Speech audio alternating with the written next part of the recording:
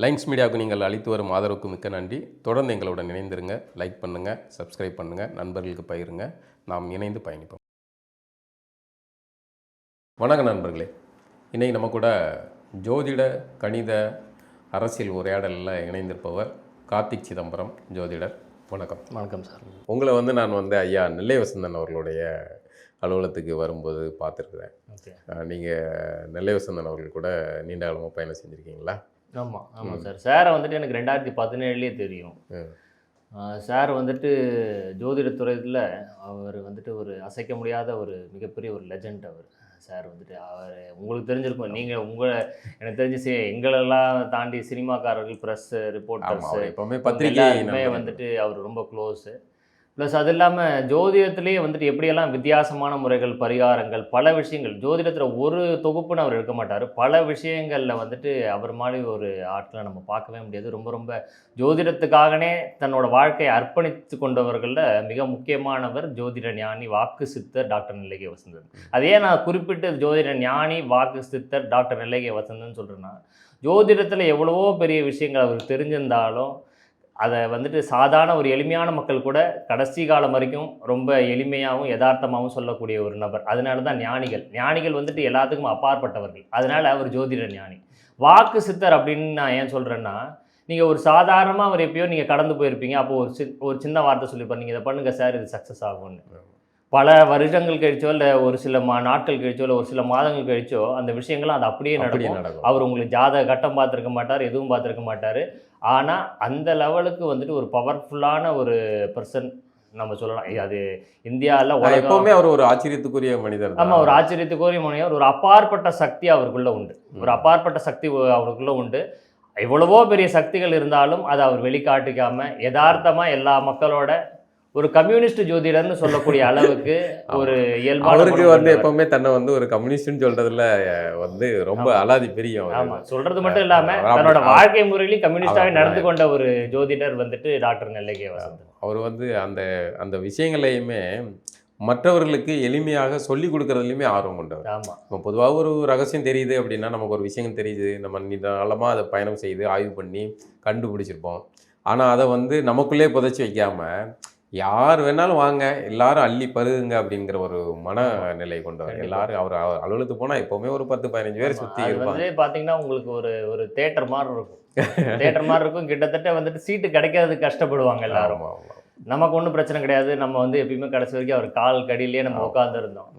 அது ஒரு மிகப்பெரிய வரமாக என்னோட வாழ்நாள் முழுதும் நான் நினைக்கிறேன். ஆமாம், எப்போ போனாலுமே அது எப்போவுமே எங்கிட்ட அவர் பாட்டு பேசிக்கிட்டு இருப்பார். எனக்கு தான் தர்மசங்கடமாக இருக்கும், ஐயோ வெளியே இவ்வளோ பேர் காத்துக்கிட்டு இருக்காங்களே. ஆனால் அவருக்கு பத்திரிகைக்காரங்கிட்ட பேசுகிறதுல ரொம்ப பிடிக்கும். அது என்னமோ தெரில, நான் என்ன கூடுதலாக பிடிக்குமோன்னு தெரில. ரொம்ப நேரம் நானே கூட எனக்கே தர்மசங்கடமாக இருக்கும், வெளியே இவ்வளோ பேர் இருக்காங்களே, நம்ம கிளம்பிடுவோன்ட்டு.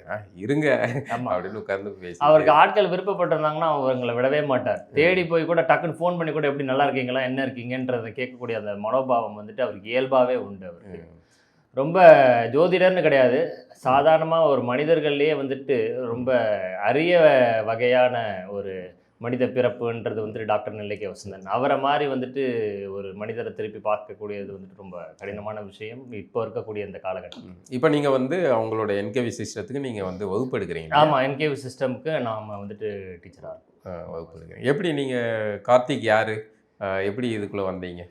கார்த்திக்ன்றதை தாண்டி கார்த்திக் சிதம்பரம். ஏன்னா அந்த கார்த்திக் சிதம்பரம்ன்ற அந்த பேரை வச்சதும் டாக்டர் நெல்லை வசந்தன் சார் தான். ஸோ உங்கள் அப்பா காலத்துலேருந்தே அவர் கூட தொடர்பில் இருக்காங்களா? இல்லை, சிதம்பரம்ன்ற பேரை குறிப்பிட்டு சார் தான் எனக்கு வச்சார். ஓ, கார்த்திக் சிதம்பரம்னு வைக்க. எந்த ஊர் உங்களுக்கு? எனக்கு சொந்த ஊர் வடசேரி பக்கத்தில், மன்னார்குடி பக்கத்தில் வடசேரி. மன்னார்குடியும் ஜோதிடத்தையும் பிரிக்க முடியாது. அது பற்றி எனக்கு அந்த அளவுக்கு ஆர்வம் கிடையாது. ஏன்னா நான் born and brought up Chennai தான். அலர்ட்டாக இருக்கீங்களோ? எப்பயுமே அரசியல் சாராதவன் சார். சரி, அதனால் ஒரு ஜோதிடத்து மேலே ஏதோ ஒரு விஷயங்கள் இருக்குது. பெரும்பாலும் எந்த கட்டத்தில் ஜோதிடம் பார்ப்போம்னா நிறையா பிரச்சனைகள், நிறையா நம்ம வாழ்க்கையில் அப்ஸ் அண்ட் டவுன்ஸ் நடக்கும் பொழுது ஏன்ற கேள்வி எழும்போது, நல்ல செழிப்பா ஜாலியாக இருக்கும்போது ஏன் ஜோசியம் பார்க்க மாட்டோம், யாருமே நினைக்க மாட்டோம், யாருமே பார்க்க மாட்டோம். ஏன்னா மனுஷன் அவன் நோக்கி போயிடுவான். நமக்கு ஒரு கஷ்டம் வரும்பொழுது நம்ம நிறைய கேள்விகள் கேட்போம். ஏன் எனக்கு இது நடக்குது அப்படின்னு கேட்கும்போது ஒரு கட்டத்தை காட்டுறாங்க, இதனால இப்படி இருக்கும் அப்படின்னு சொல்கிறாங்க. நீங்க வந்து ஊர்ல படிச்சீங்களா இல்ல முழுக்க சென்னை தான்? நான் சென்னை தான் சார். பிறந்து வளர்ந்ததெல்லாம் சென்னை ஃபுல் தான். பார்ன் அண்ட் ப்ராட் அப் எல்லாமே. ஓ, சென்னை தான். என்ன படிச்சீங்க? நான் இன்ஜினியரிங் சார். ஓ, தகவல் தொழில்நுட்பத் துறையில வேலை பார்க்குறீங்க. ஆமா ஆமா. அது அது அது வந்து பார்த்தீங்கன்னா, பொதுவா திராவிட அரசியல் என்ன பண்ணுவாங்கன்னா, ஐடி அதுலாம் இப்போல்லாம் எப்படி அப்படின்னா, நீங்க ஐடில வேலை பார்க்குறது, சம்பாதிக்கிறது, சோறு திங்கிறதெல்லாம் நாங்க போட்டது தான் அப்படின்னு சொல்ல ஆரம்பிச்சாங்க. அது கரெக்ட். பட் வந்துட்டு ஜோதிடரா நம்ம வந்துட்டு ஒரு சில சமயங்கள்ல இல்ல, நீங்க விஞ்ஞானம் அல்லது அறிவியல் சார்ந்த ஒரு பணி, அது படிப்பு படிச்சிருக்கீங்க, அந்த துறையில இருக்கீங்க. இது வந்து மெஞ்ஞானம் சார்ந்தது, ஞானத்தோட தொடர்புடையது. இதுக்குள்ள எப்படி வந்தீங்க? இல்ல, அதுதான் நீங்க கேட்க கேள்விக்கே நான் பதில் சொல்றேன். இப்போ இந்த மாதிரியான விமர்சனங்கள்லாம் வரும்போது கூட ஒரு ஜோதிடரா இருக்கும்போது இந்த காலகட்டங்கள் சரியில்லை, அதனால அவங்க ஒரு ஏதோ ஒரு அவங்களுக்கு உண்டான அந்த நேரத்தில் அவங்க அப்படி சொல்கிறாங்கன்னு நம்ம அதை கடந்து போயிடுவாங்க. அதுக்கு உட்காந்து நம்ம பதில் சொல்லிட்டு இருக்க மாட்டோம். பொதுவாகவே வந்துட்டு ஜோதிடமோ இல்லை எந்த ஒரு ஞானமோ வந்துருக்கும்போது எல்லாருக்கும் நம்ம பதில் சொல்லிட்டு இருக்க வேண்டிய அவசியங்கள் கிடையாது. சில சமயங்கள் அதே மாதிரி நமக்குண்டான டைம் நல்லா இருக்கான்னு பார்த்துக்கணும். அவசரப்பட்டு நம்ம எதுவும் பேசிடக்கூடாது. ஏன்னா இப்போ இருக்கக்கூடிய காலகட்டம்ன்றது அந்த மாதிரியான காலகட்டத்தில் தான் நம்ம பயணிச்சுக்கிட்டு இருக்கோம். நீங்கள் எப்படி கற்றுக்கிட்டீங்கன்னா அதை கிட்ட ஜோதிட உலகத்துக்குள்ளே இதுக்குள்ளே வரணும்னு எப்படி நினச்சிப்பீங்க? ஏன்னா இப்போ நீங்கள் படித்தது விஞ்ஞானத்துறை சார்ந்தது, தகவல் தொழில்நுட்பத்துறை சார்ந்தது. அதில் இருந்துக்கிட்டு நீங்கள் இதுக்குள்ளே வரணுங்கிற ஆர்வம் உங்களுக்கு சின்ன வயசுலேருந்தே இருந்ததா, இல்லைன்னா இடையில? சின்ன வயசுல இருந்துன்னு சொல்ல முடியாது. நிறைய வீட்டில் ஜோதிடம் பார்ப்பாங்க, பார்த்துட்டு இப்படி ஆயிடுவேன் அப்படி ஆயிடுவேன்னு அந்த மாதிரிலாம் சொன்னாங்க. ஆனால் அந்த மாதிரி இனிஷியலாக இந்த மாதிரி ஆகலை. நிறைய கஷ்டங்கள்லாம் இருந்தது. கஷ்டங்கள்லாம் பண கஷ்டங்கள்னு கிடையாது, சில கஷ்டங்கள் இருக்கும். அப்போ வந்து கோயில் வழிபாடு இப்படின்லாம் போயிட்டு இருக்கும்போது கூட ஒன்றும் அந்த பலன்கள் கிடைக்காத பொழுது 2013 டாக்டர் நெல்லைக்கே வசந்தன் சாருக்கு நான் ஒரு ஃபோன் அடித்தேன். அப்போ அவர் பேசக்கூடிய அந்த திருநெல்வேலி பாஷை எனக்கு புரியல. அப்புறம் அவர் பார்க்கறது இல்லை அப்படின்னு சொல்லிட்டாங்க. அப்புறம் நம்மளே வந்துட்டு நிறைய ஜோதிடர்களை பார்ப்போம். நிறைய சில நல்ல ஜோதிடர்களையும் நான் பார்த்தது உண்டு. இந்த மாதிரி ஜோதிடம் சார்ந்த விஷயங்கள் படிக்கிறது, ஜோதிடங்கள் பார்க்கறது, இந்த மாதிரியே போயிட்டு இருக்கும்போது ஏதோ ஒரு இடத்துல என்னை 2017 சாரோட அலுவலகத்துக்கு என்னை கொண்டு போய் அதை சேர்த்துருச்சு. அதே மாதிரி அவரும் வந்துட்டு முதல் நாளே வந்துட்டு எம்ஜிஆர் எப்படி வந்துட்டு ஒருத்தரை வந்துட்டு எப்படி ஒரு விருந்தோம்பல் கொடுப்பாரோ அந்த மாதிரி ஒரு விருந்தோம்பல் கொடுக்கக்கூடியவர். சும்மா ஒரு வார்த்தைக்காக சொல்கிற விஷயம் கிடையாது. அவரோட இதை வந்துட்டு அந்த தத்துவத்தையும் அவர் தலைவராக ஏற்றுக்கொண்டவர் தான் நம்ம டாக்டர் நெல்லைக்கே வசந்தன் சார். அது நான் இன்னைக்கு சொல்கிறதுனால ஒன்றும் ஆக போகிறது கிடையாது, ஏன்னா எல்லாருக்குமே தெரியும். அதனால் யார் வந்தாலுமே அவங்கள வந்து உபசரிக்கிறதா இருக்கட்டும், இல்லை அவங்கக்கிட்ட பேசுகிறதோ இல்லை மற்ற விஷயங்களோ வந்துட்டு ரொம்ப அருமையாக இருந்தது. ஸோ ஜோதிடம் சார்ந்து முதல் நாளே அவர் வந்துட்டு நிறையா ஒரு ஒரு வித்தியாசமான விஷயங்கள்லாம் சொன்னார். நீங்கள் போனீங்கனாலே அது வந்துட்டு நம்ம வந்துட்டு ஆட்டோ கண்ணாடி திருப்பினா எப்படி வண்டி ஓடுன்றதை கேட்கலாம், அதை நம்ம அனுபவிக்கும் போது ஓடும் அப்படின்னு தெரியும் போதும் நம்மளோட மனநிலையில் நிறைய மாற்றங்கள் இருக்கும். அந்த மாதிரி நிறைய விஷயங்கள் அவரோட இதில் நம்ம சொல்லிக்கிட்டே போக முடியும். அது வந்துட்டு நீங்கள் அவர்கிட்ட ஜோதிடம் பார்க்க போனீங்க? ஆமாம், ஜோதிடம் பார்க்க போனதில்லை, நான் ஜோதிடம் சார்ந்த விஷயங்கள்லாம் அப்படியே போயிட்டே இருந்தேன். அப்போ வந்துட்டு அவரோட அறிமுகம் கிடச்சிட்டு அவரோட அலுவலகத்துக்கு போனேன். அதுக்கப்புறமாவும் வந்துட்டு நம்ம எடுத்தோடனே நமக்கு ஒன்றும் புரியாது. ஆரம்ப கட்டத்தில் அவரோட பவர் என்னன்றது நமக்கு தெரியாது. காலப்போக்கில் அவங்களோட நம்ம டிராவல் பண்ணும்பொழுது தான் அவங்க எப்பேற்பட்ட ஒரு சக்தி உடையவர்கள்ன்றது நம்ம காலப்போக்கில் தான் தெரியும். அந்த மாதிரி தான் டாக்டர் நெல்லைக்கே வசந்தன் சார். என்னோட அனுபவத்தில் நிறைய ஜோதிடம் சார்ந்த விஷயங்கள், உதாரணமாக நான் சொல்ல போனால், நீங்கள் எனக்குன்னு கேட்குறீங்க, உதாரணமாக என் தாய்க்கு வந்துட்டு உடம்பு சரியில்லை, என்னோட தாய்க்கு வந்து உடம்பு சரியில்லைன்னு பட்சத்தில் நான் வந்துட்டு சாருக்கு ஃபோன் பண்ணுறேன். பொதுவாகவே சார் வந்துட்டு அவ்வளோ ஈஸியாக ஃபோன் அட்டன் பண்ண மாட்டார், அது எல்லாருக்குமே தெரிஞ்ச ஒரு ரகசியம். அதனால் வந்துட்டு நாங்கள் வந்துட்டு ஃபோன் பண்ணுறேன். அப்போ வந்துட்டு என்னோட தாயார் வந்து உடல்நல குறைவு காரணமாக ஒரு தனியார் மருத்துவமனையில் அட்மிட் பண்ணியிருக்காங்க, ரொம்ப கிரிட்டிக்கலான ஸ்டேஜில் இருக்காங்க. இப்போ திரும்பி எனக்கு அவர் ஃபோன் பண்ணுறாரு. அப்போ வந்துட்டு எல்லாருமே வந்துட்டு அந்த சர்ஜரி இதுக்கு போகிறாங்க லிஃப்ட்டில். நான் மட்டும் இறங்கி லாபிக்கு உடனே ஒரு ஃபோன் வந்த உடனே லிஃப்ட்டில் போகும்போது அட்டன் பண்ண முடியாது. சொல்லு கார்த்திகே அப்படின்னாரு. சார் அப்படின்னு தான் நான் ஸ்டார்ட் பண்ணேன். என்ன பிரச்சனை, யாருக்கு பிரச்சனை, தலையில் பிரச்சனையா அப்படின்னாரு. அப்போ எங்கள் அம்மாவுக்கு வந்துட்டு ஸ்ட்ரோக்கு தான், பிரெயின் ஸ்ட்ரோக் சம்மந்தப்பட்ட பிரச்சனை வந்தது. கவலைப்படாத சரியாயிரும், ஆஃபீஸ்லேருந்து பாரு அப்படின்னாரு. அப்புறம் தை மாதத்துக்குள்ளே சரியாகி வந்துடுவாங்கன்னு சொன்னார். அது வந்துட்டு இன்றைக்கும் நம்மளால் மறக்கவே முடியாத ஒரு நிகழ்வு. ஏன்னா நான் எந்த ஒரு பெரிய விஷயத்தையும் அவர்கிட்ட சொல்லலை. அதே மாதிரி அவர் கேட்ட இன்னொரு விஷயம் என்னென்னா, சசியா சந்திராவான்னு கேட்டார் பேர். என் தாய் பேர் வந்துட்டு சசிகலா.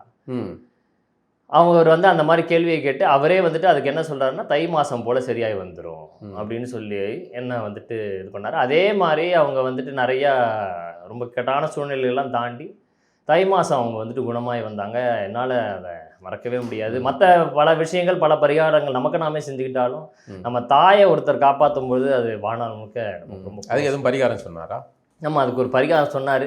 அதுக்கு பரிகாரம்னா அவர் வந்துட்டு ஒரு சில விஷயங்கள்னு இல்லை, மூலிகைகள் சார்ந்த விஷயங்கள்ல அவர் வந்து மிகப்பெரிய அளவில் கை தேர்ந்தவர். மூலிகை சார்ந்த விஷயங்கள்ல நம்ம சின்னதாக ஏதோ ஒரு சின்ன மூலிகை அப்படின்னு நினைக்கலாம், பட் சின்ன சின்ன மூலிகையை வச்சு கூட அவர் பல அரிய அதிசயங்கள் எல்லாம் பண்ணியிருக்காரு. அந்த லெவலுக்கு வந்துட்டு அவர் ஜோதிடம்னா நீங்கள் வெறும் கட்டங்கள்லையோ இல்லை ஒரு குறிப்பிட்ட சாப்டர்லையோ அவரை நீங்கள் அடைச்சிடவே முடியாது.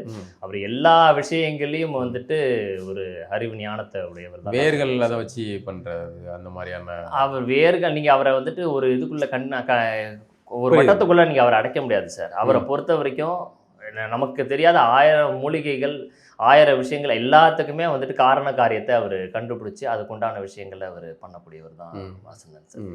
அது பிறகு எவ்வளோ நாள் அவர் கூட பயணம் செய்தது வந்து வேற நிறைய அனுபவங்கள் இருந்திருக்குமா? நிறைய அனுபவங்கள் இருக்குன்னா, இப்போ அவர் ஆஃபீஸ்லேயே நம்ம உட்காந்துட்டு இருக்கும்போதே சொல்லுவார், இப்போ இந்த டைமுக்கு இவர் உள்ள நுழைவார் பாருங்க அப்படின்னு சொல்லுவார். ஆரம்ப கட்டத்தில் நமக்கு வந்துட்டு ஜோதிடம் நம்ம மற்ற இடத்துலலாம் பார்த்துருப்போம்ல, இப்போ யாரும் இந்த மாதிரிலாம் சொல்லியிருக்க மாட்டாங்க. அப்போ புதுசாக அவர் சொல்லும்பொழுது எப்படி வர முடியும் அப்படின்னு பார்க்கும்பொழுது கரெக்டாக அங்கே வந்து ஒரு ஆள் வந்து இந்த மாதிரி பல விஷயங்கள் சொல்லலாம். ஒரு சில விஷயங்கள் இல்லை, பல அரிய விஷயங்கள் சொல்லலாம்.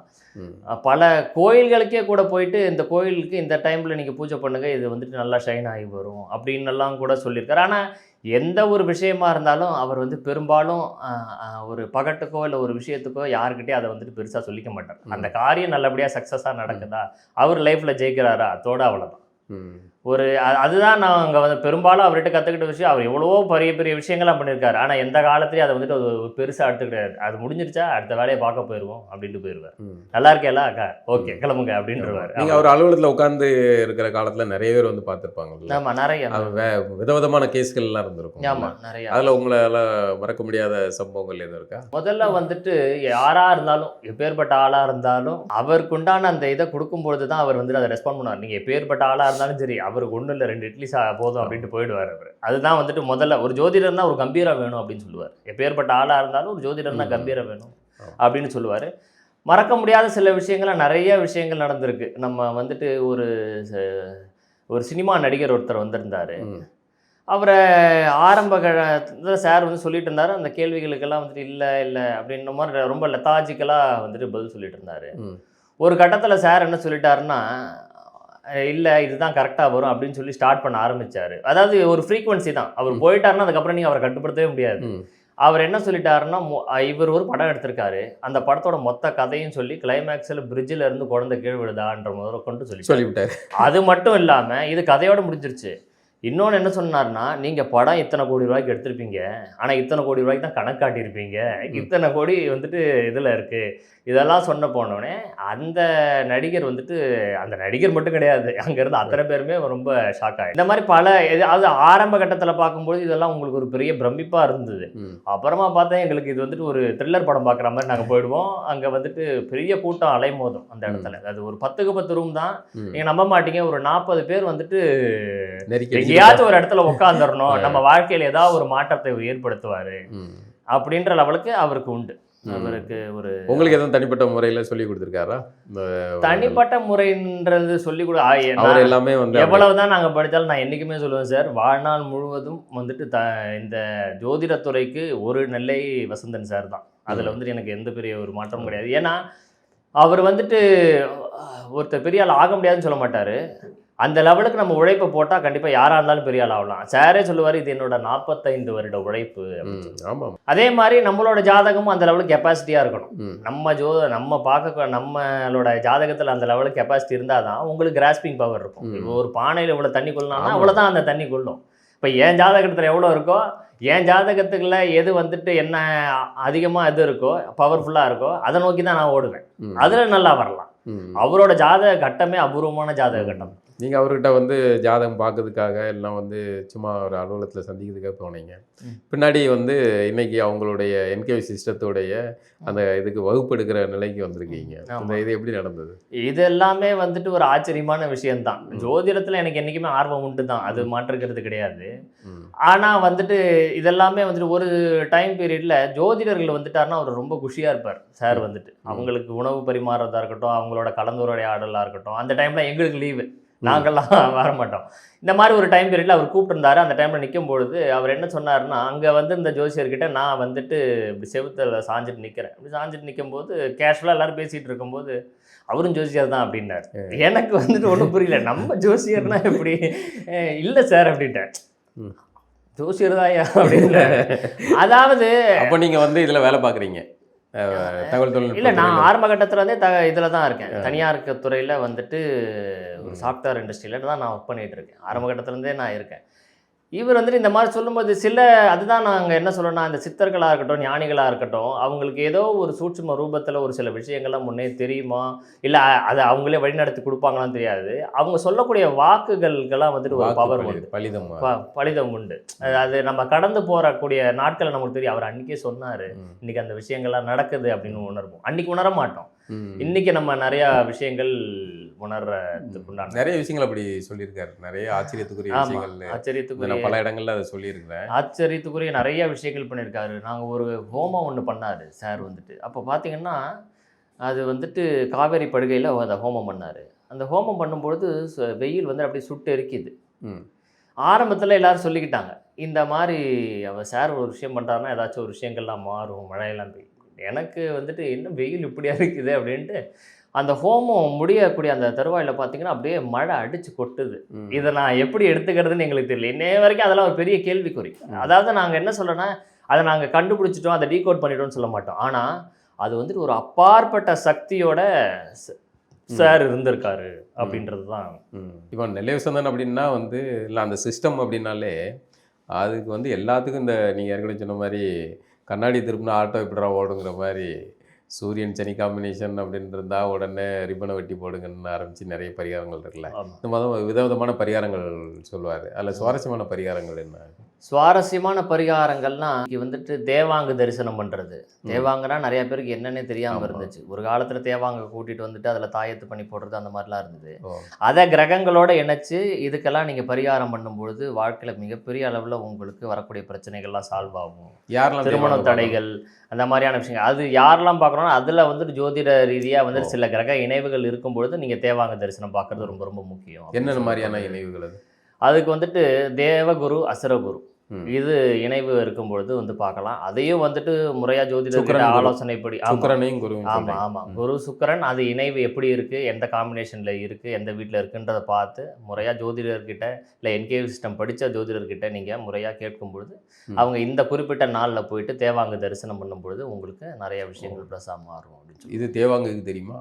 எது சார்? இது இல்லை, தேவாங்குக்கு தெரியுமான்றது எனக்கு தெரியாது. ஆனால் தேவாங்குக்கு பின்னாடி இப்படி ஒரு விஷயங்கள் இருக்குது அப்படின்றது சாருக்கு தெரியும். சார் கண்டுபிடிச்சு. ஆமாம், அதில் இருக்கக்கூடிய பெரிய ரகசியங்கள் தான் கேட்பேன். ஆமாம், ஏன்னா அது வந்துட்டு அதுக்கு உண்டான சில விஷயங்கள் இந்த மாதிரி நம்ம அதை தரிசனம் பண்ணும்போது அதுக்கு சில நிவர்த்திகள் கிடைக்குதோன்னும், அதுக்கு பின்னாடி பல ரகசியங்கள் உடஞ்சிருக்கும் அப்படின்றதும் சார் சொல்லுவார். எதனால் இந்த தேவாங்கு வந்து தேவாங்க பார்த்தா இந்த மாதிரி நல்லது? அதுக்கு ஒரு பெரிய ரகசிய இதுவே இருக்குது சார். அது நம்ம கிளாஸ்லேயே என்கேவி சிஸ்டம் கிளாஸ்லேயே வந்து நம்ம அதை எடுத்து சொல்லுவோம். அதை இந்த இடத்துல சொன்னோன்னா அதை முறையாக இருக்காது. பட் வந்துட்டு அதை வந்துட்டு முறையாக சொல்லணும் அப்படின்றதுனால நான் அதை இங்கே கட் பண்ணுறேன். பட் பொதுவாக வந்துட்டு தேவாங்கு தரிசனம்ன்ற ஒரு பரிகார முறையெல்லாம் வந்துட்டு எடுத்துகிட்டு வந்ததில் வசந்தன் சார் தான் அந்த விஷயங்கள். அதுவாக இருக்கட்டும், இன்றைக்கி காசி கர்மதோஷ பரிகாரமாக இருக்கட்டும், அதெல்லாம் வந்துட்டு சேரால் கண்டுபிடிக்கப்பட்ட பரிகாரம் தான் அந்த கர்மதோஷ பரிகாரம். ஒரு ஜாதக கட்டத்தில் சனி வலுத்திருக்கும் பட்சத்தில் அது எந்த இடத்துல இருந்தால் சனி வலுத்திருக்கணும், அது எந்தெந்த அந்த அமைப்புக்கு என்னென்ன மாதிரியான சூழல்கள் உண்டு அந்த குடும்பத்தில் உண்டு, இது எத்தனை தலைமுறைகளை பாதிக்கும் அப்படின்னும், இதுக்கு வந்துட்டு காசியை கண்டபோது தன் கர்மங்கள் தொலைய கண்டேன் அப்படின்னு சார் சொல்லி அதுக்கு ஒரு பாட்டாகவே படிப்பார். இந்த படி தான் வந்துட்டு நம்ம வந்துட்டு இந்த கர்மதோஷத்தை இது பண்ணணும். அது வந்துட்டு சும்மா நம்ம சொல்கிறதோ இல்லை பண்ணுறதோ பெரிய விஷயம் கிடையாது. அதை கரெக்டாக சொல்லணும், கரெக்டாக பண்ணணும். ரொம்ப முறையாக பண்ணக்கூடிய ரொம்ப சென்சிட்டிவான ஒரு பரிகாரம் வந்துட்டு காசி கர்மதோஷ பரிகாரம். அந்த காசிங்கிறது வந்து அங்கே தான் போகணுமா இல்லை? ஆமாம், அதுக்கு ஒரே இடம் காசி தான். அதுக்கு பிரதான ஒரே நிறைய தென்காசி இல்லை, அந்த மாதிரி கிடையாது. அது வந்துட்டு அந்த மாதிரி கிடையாது. சார் சொல்லக்கூடிய ஒரே முக்கியமான இடம் வந்துட்டு காசி. காசி மட்டும்தான் அதுக்கு உண்டான அந்த விஷயங்கள் இருக்குது அப்படின்றதான் சொல்லுவார். நாங்கள் இருந்த வரைக்கும் நிறையா பேருக்கு காசிக்கு தான் போவார். அதுவும் அவர் சொல்கிற மாதிரி தான் செய்யணும். நீங்கள் ஏதாச்சும் ஒரு விஷயங்களை மாறி செஞ்சிட்டிங்கன்னா அது வேலை செய்யாது. அது அங்கே போகிறதுக்கு எதுவும் குறிப்பிட்ட நாட்கள் உண்டா? ஆமாம், அது குறிப்பிட்ட நாட்கள்லாம் உண்டு. அது எல்லாமே வந்துட்டு அவங்க ஜாதக கட்டம், அவங்களுடைய கட்டத்தை ஆமாம், பார்த்து. அவங்க ஜாதக கட்டம் வாங்கி அவங்க போகக்கூடிய அந்த நாட்களுக்கு உண்டான அந்த கோச்சார பிரசன்னம் போட்டு அதில் எந்த கிரகம் படுத்திருக்கோ அதுக்குண்டான விஷயங்களை எடுத்து போய் பண்ணணும். அது ரொம்ப அருமையான ஒரு பரிகாரம். இல்ல, அந்த பரிகாரம் எதற்காக சொல்லப்படுது? அது வந்துட்டு ஒரு ஜாதக கட்டத்தில் கர்மதோஷம்ன்ற ஒரு பாதிப்பை ஏற்படுத்தும். இந்த கர்மதோஷ பாதிப்பு அப்படின்றது சனி பகவானால் ஏற்படக்கூடியது. இந்த பாதிப்பு ஏற்படுறதுனால என்ன ஆகும்னா, அந்த குடும்பத்தில் ஒரு 4 தலைமுறைக்கு இதோட பாதிப்புகள் இருக்கும். அது ஒரே மாதிரியான பாதிப்புகள் அப்படின்ற அவசியம் கிடையாது. பல விதமான பாதிப்புகளை இந்த கர்மதோஷம் ஏற்படுத்தும். என்ன மாதிரியான? உதாரணமாக நீங்கள் சொல்லலாம், ஒரு திருமண தடையாக இருக்கட்டும், இல்லை ரொம்ப காலதாமதமான திருமணம், இல்லை திருமணம் ஆகாமல் போகிறது, இந்த மாதிரி பல விஷயங்கள் நம்ம சொல்லலாம். ஒரு நெருக்கடியான சூழ்நிலை, ஒரு 15 வருட காலமாக கூட வந்துட்டு எந்த ஒரு விதத்துலையும் ஒரு முன்னேற்றமே இல்லாமல் இருக்கக்கூடியது, அந்த மாதிரி பல விஷயங்கள், கால் சம்பந்தப்பட்ட பெரிய அளவில் பாதிப்புகள், இந்த மாதிரி நிறைய விஷயங்கள் இதில் சொல்லப்பட்டிருக்கு. இந்த கர்மா இது எதனால வருது? அந்த கர்மா உங்களுக்கு இந்த கர்மதோஷம் பொறுத்த வரைக்கும் இது முன்ஜென்மம் செய்த வினை. முன்ஜென்மம் செய்த வினைக்கு ஒரே பரிகார ஸ்தலம் வந்துட்டு காசி தான். அதே மாதிரி இப்போ இந்த ஜென்மத்தில் செய்யக்கூடிய பாவத்துக்கு ஒரே இடம் வந்துட்டு ராமேஸ்வரம் அப்படின்னு சொல்லுவார் சார். இது எதுவுமே இதில் ரொம்ப பெரிய முக்கியமான விஷயம்னா, இப்போ நான் சொல்லக்கூடிய எந்த பரிகாரமாக இருக்கட்டும், இந்த கர்மதோஷமாக தான் இருக்கட்டும், இது எதுவுமே நாம் கண்டுபிடிச்சி சொல்ல கிடையாது. அவரோட 45 வருட உழைப்பில் இதை டெஸ்ட் அண்ட் ரிசல்ட் மெத்தடில் இதை டெஸ்ட் பண்ணி பார்த்து அதெல்லாம் ஒர்க் அவுட் ஆனதுக்கு அப்புறம் தான் அவர் அந்த விஷயங்களை வந்துட்டு சொல்கிறாரு. ஸோ அதை நம்ம வந்து மக்களுக்கு கடத்தி சொல்கிறோம், அவ்வளோதான். இப்போ தமிழ்நாட்டுடைய அரசியல் வந்து ஒரு முக்கியமான இடத்த வந்து அடைஞ்சிருக்கு. தேர்தலில் இவ்வளோ நாள் பரபரப்பாக இருந்த தேர்தல் பிரச்சாரங்கள்லாம் முடிவுக்கு வந்து வாக்குப்பதிவெல்லாம் முடிஞ்சாச்சு. இப்போ தேர்வு முடிவுகள் வர வேண்டியிருக்கு. இந்த தேர்வு முடிவுகள் எப்போ என்ன யாருக்கு வெற்றி அப்படிங்கிறது ஒரு பெரும் பரபரப்பாக இருந்துக்கிட்டு, ஏன்னா இதுக்கு முந்தைய தேர்தலில் ஓரளவுக்கு கணிக்க முடிந்தது. அதிமுக வருங்க, திமுக வருங்க அப்படிங்கிற ஒரு இருமுனை இது இருந்துச்சு. நாம் தமிழர் ஒரு பக்கம் வாக்குகளை பிரித்திக்கிட்டு இருந்தாங்க. ஆனால் இந்த தேர்தல் 4 முனை இதாக இருக்குது. பல வகையான குழப்பங்கள் இருக்குது. யார் வெற்றி பெறுவார் அப்படிங்கிறத கணிக்க முடியாத நிலை இருக்குன்னு பல இந்த துறை சார்ந்த பத்திரிகை துறை சார்ந்தவங்க அல்லது இந்த தேர்தல் கணிப்புகளை எல்லாம் கில்லியாக இருக்கவங்க எல்லாருமே குழம்பி போயிருக்காங்க.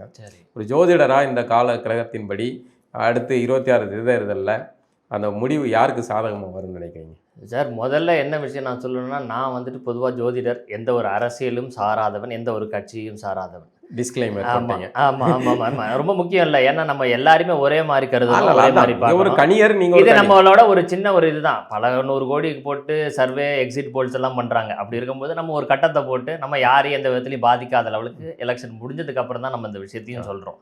ஸோ நம்மளோட விஷயம் என்னென்னா, புது வரவாக இருக்கக்கூடிய விஜய் அவர்கள் ஆரம்ப கட்டத்தில் விக்கிரவாண்டி மாநாடு பொதுவாகவே நான் என்ன சொல்லியிருந்தேன்னா, he will be the X factor of Tamil Nadu politics அப்படின்னு சொல்லியிருந்தோம். அதே மாதிரி அவர் பொறுத்த வரைக்கும் இந்த எலெக்ஷன் தேதி இதெல்லாம் இந்த ரிசல்ட் தேதியெல்லாம் அறிவிக்கிறதுக்கு முன்னாடியே நம்ம என்ன சொல்லியிருந்தோம்னா, விஜய் அவர்கள் 18% 20% வாக்குகள் எடுப்பார் அப்படின்றத போன வருட இறுதியிலேயே நம்ம சொல்லியிருந்தோம். அதுக்கு முன்னாடியும் சொல்லியிருந்தோம். 18-20% உங்களுக்கு 1 கோடி வாக்குகள் தமிழ்நாட்டோட நிலவரப்படி. இப்போ இந்த வரக்கூடிய இந்த ரிசல்ட் டேட்டு அது ரொம்ப ரொம்ப முக்கியம். எந்த ஒரு இதுவாக இருந்தாலும் சரி, ஜோதிடர்கள் எல்லாருக்கும் தெரியும், ரிசல்ட் டேட்டும் போலிங் டேட்டும் ரொம்ப முக்கியம். அதை பொறுத்த வரைக்கும் என்னென்னா, இதில் வந்துட்டு ஸ்பெசிஃபைடாக பெண்களோட வாக்குகள் ரொம்ப பிரதானம். அதுதான் வந்துட்டு மேஜர் ரோல் ப்ளே பண்ண போகுது. மேஜர் ரோல் பெண்களோட வாக்குகள் பிரதானம். அதை வந்துட்டு தாவேகா தலைவர் விஜய் எடுக்கிறதுக்கு நிறையா வாய்ப்புகள் உண்டு அப்படின்றது. அது மட்டும் இல்லாமல் கண்டிப்பாக அவர் வந்துட்டு 30% வாக்கு வந்துட்டு பெறுவார். 30%னா 1 கோடியே 40 லட்சத்தி சம்திங் 1 கோடி 40 லட்சம் வாக்குகளை வந்துட்டு தாவேகா தலைவர் விஜய் வந்துட்டு பெறுவார்ன்றது நான் ரொம்ப கான்ஃபிடென்ட்டாக இருக்கேன். ஸோ வந்துட்டு என்னோட கணிப்பும் வந்துட்டு என்னன்னா, அவருக்கு வந்துட்டு ஒரு எட்ஜ் அதிகமாக இருக்கு. ஆட்சி அதிகாரத்தை பிடிக்கிறதுக்கு ஒரு எட்ஜ் அதிகமாக இருக்கு. அது எப்படி சீட்டு அப்படின்னு நம்ம 234க்கு உட்காந்து ஒர்க் அவுட் பண்ணல. ஆனால் என்னோட இது வந்துட்டு கணிப்பு வந்துட்டு தாவேகா தலைவர் விஜய்க்கு ஒரு எட்ஜ் உண்டு அப்படின்றத நம்ம உறுதியாக சொல்ல முடியும். அதே மாதிரி இதில் ஸ்பெசிஃபைடாக என்னன்னா, ஒரு விஷயம் சொல்லணும் அப்படின்னா, தனித்த ஆட்சி அமையுமா இல்லை கூட்டணி ஆட்சிகள் அந்த மாதிரி? அதாவது எப்படி சொல்லணும் அப்படின்னா, கட்டப்பட்ட கைகளுடன் ஆட்சி அமையறதுக்கு வாய்ப்புகள் உண்டு அப்படின்னா தொங்கு. ஆமா, அது நீங்க எப்படி வேணாலும் வச்சுக்கலாம். தொங்கு ஆட்சி இருந்தாலும் ஒருத்தங்களுடைய கண்ட்ரோல். ஆமா, இது எப்படி நீங்க ஆட்சி அமைச்சாலும் சரி, இது கட்டப்பட்ட கைகளுடன் தான் இந்த ஆட்சி அமையும். அதே மாதிரி இந்த 2026 பொறுத்த வரைக்கும் எப்பேற்பட்ட ஆட்சியாளர்களாக இருந்தாலும் அவங்களுக்கு பிரச்சனை உறுதியாக உண்டு. அது நாட்டை ஆளக்கூடியவர்களாக இருந்தாலும் சரி, சர்வாதிகாரிகளாக இருந்தாலும் சரி. இப்போ உதாரணமாக இதை நம்ம ஒரு 6 மாத காலமாக சொல்லிக்கிட்டு இருக்கோம். இப்போ பார்த்தீங்கன்னா நேற்று முன்றிரவு கூட வந்து ட்ரம்ப்பை வந்துட்டு சுட பார்த்தாங்க. அதுக்கு முன்னாடி அது நடந்தது. புட்டினை வந்துட்டு பாம்பு வைக்கிறதுக்கு ஒரு நிகழ்வு ஓடிச்சு. அந்த மாதிரி இப்போ இருக்கக்கூடிய காலகட்டம்ன்றது தலைவர்களுக்கு பொதுவாக நல்ல காலகட்டத்தில் மாநில தலைவர்களா இல்லை நான் வந்து நாட்டை ஆளக்கூடியவர்கள், அது நீங்கள் எந்த நாடு வேணாலும் வச்சுக்கலாம். மாநிலத்தை ஆளக்கூடியவர்களாக இருந்தாலும் சரி, நாட்டை ஆளக்கூடியவர்களாக இருந்தாலும் சரி, அவங்க கொஞ்சம் கவனமாக இருக்கணும். அதுக்குண்டான பரிகாரங்கள் அதிகார நாட்காலியில் இருக்கக்கூடியவங்க, ஆமாம், அதிகார நாட்காலியில் இருக்கக்கூடிய ஒரு தலைமை பண்புல இருக்கக்கூடியவங்க எல்லாருமே கொஞ்சம் கவனமாக ஆபத்து. ஆமாம், அதுக்குண்டான பரிகாரங்களையும் பண்ணிக்கிறது வந்துட்டு ரொம்ப சிறப்பு. அதுக்கப்புறம் நம்ம வந்துட்டு இதை பற்றி பேசிகிட்டு இருந்தோம், இது விஜய். ஆமாம், இதை பொறுத்த வரைக்கும் வந்துட்டு 30% வாக்குகள் அவர் பெறுவார். இந்த எலெக்ஷனை தீர்மானிக்க போகிறது அப்படின்றது வந்துட்டு கண்டிப்பாக லேடிஸ் ஓட்ஸு. அது மட்டும் இல்லாமல் இந்த சோஷியல் மீடியா இன்ஃப்ளூயன்ஸ். ஏன் சோஷியல் மீடியா இன்ஃப்ளூயன்ஸ் அப்படின்னு சொல்கிறோன்னா, சந்திரன் சனியோட ஆளுமை தான் வந்துட்டு ஸ்க்ரீன், சோஷியல் மீடியா இதெல்லாம். அன்னைக்கு ரிசல்ட் வரக்கூடிய நாள் வந்துட்டு சந்திரன் வந்துட்டு அனுஷங்கால தான் நின்று செயல்படுது. அதனால இது வந்துட்டு பெரும்பாலும் அங்க அந்த இந்த ஓட்டுகளை இன்ஃப்ளூயன்ஸ் பண்றது அங்க இருந்து வரத்துக்கு நிறைய வாய்ப்புகள் உண்டு. 30% வாக்குகளை விஜய் வந்து உறுதியா பெறுவார். ஒரு 1.5 கோடி வாக்குகள் அப்படின்றத சொல்லலாம். அது மட்டும் இல்லாமல் பிரதானமாக இப்போ ஆளக்கூடிய அரசாங்கத்துக்கு எங்கெல்லாம் ரொம்ப டஃப்பாக இருக்கும் அப்படின்றத பொறுத்த வரைக்கும் மதுரை, இது தாவேக்கா தான் இந்த இடங்கள் அடிக்கணும்னு இல்லை, அதிமுகவும் இந்த இடங்கள் அடிக்கலாம். மதுரையா இருக்கட்டும், அதுக்கப்புறம் சென்னை, செங்கல்பட்டு, காஞ்சிபுரம், சென்னை, செங்கல்பட்டு, காஞ்சிபுரம், அப்புறம் தூத்துக்குடி, திருநெல்வேலி, கன்னியாகுமரி, அந்த டீப் கோர். அதே மாதிரி இந்த சைடில் கோயம்புத்தூர், திருப்பூர், இது எல்லாமே ஆளக்கூடிய அரசாங்கத்துக்கு ஒரு செட்பேக்கை கொடுக்கறதுக்கு நிறைய வாய்ப்புகள் உண்டு. இந்த குறிப்பிட்ட தொகுதிகள் எல்லாம், ஆமாம், குறிப்பிட்ட தொகுதிகள் எல்லாமே ஒரு ஒரு ஒரு மைனஸில் நீங்கள் இல்லை ஒரு கன்சிடரபிள் இதெல்லாம் வந்துட்டு நீங்கள் கவனிக்க வேண்டிய தொகுதிகள் இது எல்லாமே. இதை நம்ம குறிப்பிட்டு சொல்லலாம். அப்போ அதாவது நீங்கள் சொல்கிறத பார்த்தா இன்றைய ஆட்சி, திமுக ஆட்சி வந்து மீண்டும் அதிகாரத்துக்கு வர முடியாது அப்படி இல்லை. இது ஒரு இந்த கணிப்பை நம்ம சொல்கிறோம், அவ்வளோதான். இந்த இடங்களில் வந்து பிரச்சனைக்கு உண்டான அமைப்பு இருக்குது. இந்த எலெக்ஷனை பொறுத்த வரைக்கும் this is Vijay centric election, ladies centric election. சரி, அதிமுக விஜய் அந்த மாதிரியான ஒரு கூட்டணியில் ஆட்சி அமையும் நினைக்கிறேன். அதை பற்றி எனக்கு எந்த ஒரு இதுவும் இல்லை சார். என்னை பொறுத்த வரைக்கும் முதல் 2ஆம் போட்டி வந்துட்டு தாவேகா திமுகவுக்கு பிரதானமாக இருக்கும். சில இடங்கள்ல அதிமுகவும் ஜெயிக்கும், சில இடங்கள்ல அதிமுக ஜெயிக்கும் அப்படின்னு நம்ம சொல்லலாம். நம்ம வந்துட்டு இப்போ என்னை பொறுத்த வரைக்கும் Vijay will be the X factor. He will score 30% அப்படின்ற 30+, 30% ஆர் 30 above அப்படின்றத நம்ம சொல்றோம். ஆமாம், அதுதான் நம்மளோட கணிப்பு. நாம் தமிழர் இந்த இதில் அவங்களும் ஒரு பங்கு. நாம் தமிழரை பொறுத்த வரைக்கும் இந்த இதை பொறுத்த வரைக்கும் இப்போ அவரோட கருத்தியல் ரீதியாக நம்ம சொல்லலை, ஜோதிட ரீதியாக நம்ம என்ன சொல்கிறோம்னா அவங்களுக்கு ஒரு சின்ன செட்பேக் இருக்கிறதுக்கு நிறைய வாய்ப்புகள் உண்டு. அதே 8% வருமா அப்படின்றது கேள்விக்குறி தான். பொதுவாக சீமான் அப்படின்ற பெயருக்கே உண்டான கிரகம் வந்துட்டு சுக்கிரன் தான். அது வந்துட்டு இப்போ வந்துட்டு கரண்ட் டைம் பீரியடில் சனியோட பார்வையில் இருக்குது. ஸோ அதனால் வந்துட்டு சில செட்பேக்ஸ் வரத்துக்கு வாய்ப்புகள் உண்டு. எதிர்பார்த்த அந்த பர்சன்டேஜ் எடுப்பாங்களா அப்படின்றது கேள்விக்குறி தான். இந்த சூழல்லாம் முடிவுக்கு வருமா? நிறைய சார், இந்த போர் சூழல் வந்து இப்போதைக்கு முடிவு வராது சார். இப்போ இந்த சனி பெயர்ச்சி ஆன போது கூட சொன்னாங்க, இன்னும் 5 நாள் 10 நாளில் இந்த போர் சூழல்லாம் முடிவுக்கு வந்துடும் அப்படின்னு சொன்னாங்க. அந்த மாதிரி முடிவு வரத்துக்கு வாய்ப்புகள் இல்லை. இன்னும் பிரதானமாக என்னென்னா, இதோட கோர் கான்செப்டே பார்த்தீங்கன்னா, இந்த இயற்கை சீற்றமாக இருக்கட்டும், இல்லை செயற்கை பேரிடர்கள், இந்த போர்கள், எர்த்குவேக், சுனாமி, இதெல்லாமே வந்துட்டு நம்மளோட டாக்டர் நிலைக்கே வசந்தன் சார் உலகியல் ஜோதிடம்ன்ற அடிப்படையில் பல விஷயங்கள் சொன்னதும் நடந்ததும் அப்படின்னு சொல்லக்கூடிய அந்த புக்லேயும் நிறைய விஷயங்கள் தொகுப்பாகவும் அவர் வழங்கியிருக்கார். நிறைய விஷயங்கள் நடந்திருக்கு. அப்படி பார்க்கும்பொழுது இதுக்கு பிரதான காரணியாக இருக்கிறது சூரியன் செவ்வாய் சனி தான். சூரியன் செவ்வாய் சனி தான். இன்றைக்கும் இன்னும் வரக்கூடிய அடுத்த 3 மாத காலத்துக்கும் அதாவது நான் சொல்கிறது வைகாசி மாதம் வரைக்குமே கொஞ்சம் கவனமாக தான் இருக்கணும். இப்போயே நிறையா வந்துட்டு இந்த வெடி விபத்துக்கள், இப்போ செவ்வாய் சனி தான் வந்துட்டு வெடி விபத்துக்கள்லாம் பிரதானமான காரணம். செவ்வாய் தான் இந்த வெடித்தல், அதுக்குண்டான தன்மை. இந்த செவ்வாய் சனி வந்துட்டு வெடி விபத்துக்கள் அது மட்டும் கிடையாது. செவ்வாய் சனி தான் உங்களுக்கு வந்துட்டு இந்த இதை எப்படி சொல்கிறது, இந்த லாக் அகைன்ஸ்ட், அதாவது அடிதடி சண்டைகள், அந்த மாதிரியான விஷயங்களுக்கும் செவ்வாய் சனி ரொம்ப முக்கியம். சூரியன் செவ்வாய் சனின்றது ஹைலி டேஞ்சரஸ். இது வந்துட்டு பெரிய லெவலில் வந்துட்டு ஒரு இம்பேக்டை ஏற்படுத்தும். அதனால் இந்த குறிப்பிட்ட காலமானது இந்த தலைவர்களாக இருக்கட்டும், இல்லை உலகத்துக்கே வந்துட்டு கொஞ்சம் கவனத்துக்கு உண்டான அமைப்பு தான். அதுலேயும் ஸ்பெசிஃபைடாக 2026 ஆண்டு முழுவதுமே இப்படி தான் இருக்குமா? ஆமாம், 2026 வந்துட்டு தலைவர்கள் ரொம்ப ரொம்ப கவனம். அந்த லெவலுக்கு வந்துட்டு ஒரு பெரிய சாதகமாக இல்லை, ஒரு சில பிரச்சனைகள் வரத்துக்கு நிறைய வாய்ப்புகள் உண்டு அப்படின்றது தான் நம்மளோட 2026 வந்து ஒரு முக்கியமான ஆபத்துக்கான காலம். ஆமாம் ஆமாம். இதில் வந்துட்டு நீங்கள் ஸ்பெசிஃபைடாக சொல்லலாம்னா இந்த இசை சார்ந்த விஷயங்களில் ஒரு லைட்டர் நோட்டில் சொல்லணும்னா இசை சார்ந்த விஷயங்களை புதிய புதிய இசையமைப்பாளர்கள்லாம் வருவாங்க. இதை நம்ம இன்றைக்கி சொல்லலை, 2024 சனியோட இது வந்துட்டு மீனத்துக்கு ஏறிட்டார், அங்கேருந்து அவர் வேலை செய்கிறாரு அப்படின்னு சொல்லும்போது நம்ம என்ன சொன்னோம், புதிய இசையமைப்பாளர்கள், அதாவது உங்களோட மியூசிக் டேஸ்ட்டே மாறி வரத்துக்கு நிறையா வாய்ப்புகள் உண்டு. அதே மாதிரி பஞ்சங்கள் வரத்துக்கு வாய்ப்புகள் உண்டு. பஞ்சங்கள் அதாவது அரிசி தட்டுப்பாடோ இதெல்லாம் வரத்துக்கு வாய்ப்புகள் உண்டு அப்கமிங் இயர்ஸில். இது ஸ்பெசிஃபைட் 2026 கூட சொல்ல, இன்னும் ஒரு வருஷம் 2 வருஷத்தில் இந்த பஞ்சங்கள் அது ஒரு ஸ்பெசிஃபைடாக 2026 ரொம்ப ரொம்ப முக்கியம். ஈவன் நீங்கள் வந்துட்டு கேன்சர் சம்மந்தப்பட்ட விஷயங்களாக இருக்கட்டும், இப்போ அணு உலைகள் சம்மந்தப்பட்ட விஷயங்களாக இருக்கட்டும், இப்போ நான் சொல்லிட்டு போயிடலாம், என்ன நீங்கள் சூரியன் செவ்வாய் சனின்னு சொல்லிட்டீங்க, அது எப்படி கரெக்டாக அப்படின்னு நீங்கள் கேட்டிங்கன்னா, நீங்கள் ஒரு அணுமின் நிலையம் ஓப்பன் பண்ண டேட்டை போட்டு பாருங்கள், அதில் சூரியன் செவ்வாய் சனி வரும். சோவியத் யூனியனில் 1954 ஆரம்பிக்கப்பட்ட அணுமின் நிலையத்தில் அதுக்கு கட்டத்தை போட்டிங்கன்னா சூரியன் செவ்வாய் சனி வரும். ரஷ்யாக்காரன் கட்டத்தை ஜாதகம் பார்த்து கட்டம் போடலையே, ஆனால் அங்கே சூரியன் செவ்வாய் சனி வந்து அமைப்பு இருக்கும்போது அது நடக்குது. நீங்கள் கூடங்குளத்துக்கு போடுங்க, இல்லை தாராப்பூருக்கு போடுங்க, இந்த மாதிரி இந்தியாவில் ஆரம்பிக்கப்பட்ட அணுமின் நிலையத்துக்கெல்லாம் போட்டு பாருங்க, அங்கே சூரியன் செவ்வாய் சனி இருக்கும். சூரியன் செவ்வாய் சனி தான் இருக்கிறதுலையே ரொம்ப ரொம்ப பவர்ஃபுல்லான ஒரு காம்பினேஷன். அது போடுறதுக்கு, அதாவது அந்த அந்த அணு உலை இயங்குறதுக்கு இந்த அமைப்பு இருக்கு. இப்போ ஏதாவது ஆபத்து வர்றதுக்கு இந்த அமைப்பு தான். ஆமாம், ஒரு கிரகம் தான் அது பாசிட்டிவும் பண்ணும் நெகட்டிவும் பண்ணும். பாலா சார் இங்கே நல்லா பேசிட்டு இருப்பாரு, அவரு கோவம் வரும்போது வேற மாதிரி பேசுவார்ல. ஒரே கிரகம் தான், ஆனா அந்த கிரகத்துக்கு எந்த கிரகமும் நல்ல கிரகம் கிடையாது, எந்த கிரகம் தீய கிரகம் கிடையாது.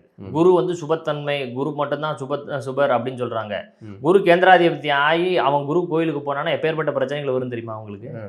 குரு வந்துட்டு சுபர் எல்லாத்தையும் சரி பண்ணிடுவார் அப்படின்னு சொல்றாங்க. ஆனா குரு வந்து கேந்திராதிபத்திய தோஷம் அடைஞ்சு அவர் போய் குருக்கு உண்டான வழிபாடு ரெகுலரா பண்ணானா இன்னும் பிரச்சனைகள் அதிகமாகும். அது என்ன, அது விரிவா சொல்லுங்களேன், அது புரியல. அது இல்ல, குரு வந்துட்டு சுபகிரகம் தான், பொதுவான அமைப்புல வந்து சுபகிரகம் தான். அவர் அந்த ஜாதக கட்டத்தில் கேந்திராதிபத்தியம் அப்படின்னு சொல்லக்கூடிய ஒரு தோஷத்தை ஏற்படுத்தி அவங்க போய் குருக்கு உண்டான ஆலங்குடியோ இல்லை திருச்செந்தூரோ இந்த வழிபாடுகள்லாம் சில சமயம் செய்யும் பொழுது அது நெகட்டிவ் இம்பேக்டை கொடுக்கும். அதனால ஒரு குறிப்பிட்ட எந்த ஒரு கிரகமுமே வந்துட்டு பாசிட்டிவ் கிரகம் நெகட்டிவ் கிரகம்ன்ற அடிப்படையில் கிடையவே கிடையாது. அதே மாதிரி தான் சொல்கிறாரு சார். என்ன சொல்லுவார்னா, ஒரு நாள்லேயே பல பெரிய ஆட்கள் பிறக்கிறாங்க, எத்தனையோ கோடி பேர் பிறக்கிறாங்க, அத்தனை பேருக்கு ஒரே பலனாக வருது. அப்போ எல்லாருக்கும் அதே கட்டத்தில் தானே இருக்கு. அப்போ சார் என்ன சொல்லுவாருன்னா, இந்த தகப்பனார் தாயாருக்கு இவங்க பிறப்பாங்க, அது மட்டும் கிடையாது, ஏன் ஒரே பேராக கூட இருந்திருக்கலாம். தகப்பனார் தாயாருக்கு இவர் பிறப்பார், இவர் இத்தனாவது ஜென்மத்தில் இருக்கார், அவர் அதனால் இவர் இந்த பலன்களை அனுபவிப்பார் அப்படின்னு சொல்லுவார். ஆனால் அந்த போன ஜென்மங்கள் விஷயத்தில் நமக்கு தெரியாது, சார் கண்டுபிடிப்பார். அவர் சொல்லுவார் இவர் இத்தனாவது ஜென்மத்தில் இருக்கார், அதனால் இவர் இந்த பலன்கள்லாம் அனுபவிப்பார், சில விஷயங்கள் மாறுபடும் அப்படின்றதெல்லாம் சொல்லுவார். ஒருவேளை இப்போ 26 இதில் வந்து நீங்கள் சொல்கிற மாதிரி ஒரு கூட்டணி ஆட்சி அமையுது அப்படின்னா அந்த ஆட்சி வந்து எவ்வளோ காலத்துக்கு தொடரும்னு நினைக்கிறீங்க? இல்லை, ஆட்சி நிலையாக இருக்குமான்னு கேட்க வரீங்க. அதுக்குள்ளே நம்ம இன்னும் போகல. ஆனால் வந்து கட்டப்பட்ட கைகளுடன் ஆட்சி நடக்கும் அப்படின்றதான் வருது. அது முழுமையாகவும் நடக்கலாம், பாதியில கூட பண்ணலாம். ஆனால் வந்து கட்டப்பட்ட கைகளுடன் ஆட்சி நடக்கும், அது வந்துட்டு நம்ம சொல்றது. இதில் சூரியனுக்கு எதுவும் பங்கு இல்லையா? சூரியனுக்கு எப்பயுமே பங்கு உண்டு சார். சூரியனை நீங்கள் வந்துட்டு புறக்கணிச்சிட முடியாது மொத்தமாக. இன்றைக்குமே சூரியனா மொத்தமாக அன்றைய தேதி இதன்படி சூரியன் எதுவும் தொடர்பில் இருக்காரா? இல்லை, சூரியன் பலமாக தான் இருக்காரு. சூரியன் பலமாக தான் இருக்காரு. உங்களுக்கு சூரியன் உச்சமாக தான் இருக்காரு. அப்போ நீங்கள் சூரியனை எடுக்கக்கூடாது. அதில் ஏன் சூரியனை எடுக்காமல் நீங்கள் விஜய் எடுத்தீங்க? இல்லை, அது வந்துட்டு நம்மளோட கணிப்பு, அவ்வளோதான். அது ஒவ்வொருத்தருக்கும் மாறுபடும். இப்போ நான் சொல்கிறது தான் 100% கரெக்ட் அப்படின்னு நான் என்றைக்குமே சொல்ல மாட்டேன். புரியுதா உங்களுக்கு? நம்மளை விட அதிகமாக உழைக்கிறவங்க, அதிலேயே இருந்து செயல்படுறவங்க இன்னும் நல்லா கணிப்பாங்க. அவங்ககிட்ட நம்ம அந்த விஷயங்களை கற்றுக்கணுமே தவிர அதில் ஒன்றும் பெரிய தப்பு ஒன்றும் கிடையாது. சரி, ஒருவேளை ஆட்சியை உட்காந்துட்டாங்க அப்படின்னா அவருடைய நிர்வாகத்திறன் வந்து சமாளிப்பார் அவர் ஆட்சி நடத்தக்கூடிய அளவுக்கு? யாரை கேட்குறீங்க? விஜய் அவரை கேட்குறீங்க? அதில் அதுக்குள்ளே நம்ம போகல. நான் தான் சொல்லிட்டேனே, கருத்தியல் ரீதியாவோ இல்லை வந்து அது புரியுது. நான் அதை வந்து நம்ம ஒரு கணியர், நீங்கள் இதோட பொது பலன் என்னோட சொல்கிறது என்னென்னா, இது கட்டப்பட்ட கைகளுடன் ஆட்சி நடத்தப்படும் அப்படின்றது ஒரு விஷயங்கள் வருது. அதான் நம்ம சொல்கிறோம். அது விஜய் தான் அப்படின்னு சொல்கிறோம். அது யார் ஆட்சி அமைச்சாலும் சரி, அது யார் ஆட்சி அமைச்சாலும் நீங்கள் சொல்கிறத பார்த்தா பெரும்பான்மை விஜய்க்கு தான் கிடைக்கும் அப்படின்னு. ஆமாம், என்னோட கணிப்புப்படி விஜய் தான் ஆட்சி அமைப்பார் அப்படின்றதில் வந்துட்டு நம்ம சொல்ல முடியும். விஜய் ஹேஸ் அன் எட்ஜ் அப்படின்றத நம்ம உறுதியாக சொல்ல முடியும். இந்த கட்டப்பட்ட கைகளுடன் ஆட்சி அமைப்பாருன்றது எல்லாருக்குமே அது வந்து ஒரு கூட்டணியோடைய நெருக்கடி. ஆமாம், அது யாராக இருந்தாலும் கட்டப்பட்ட கைகளுடன் ஆட்சி அமைக்கப்படும் அப்படின்றது புரிஞ்சுக்கணும். ரொம்ப நன்றி சார். நன்றி, வணக்கம்.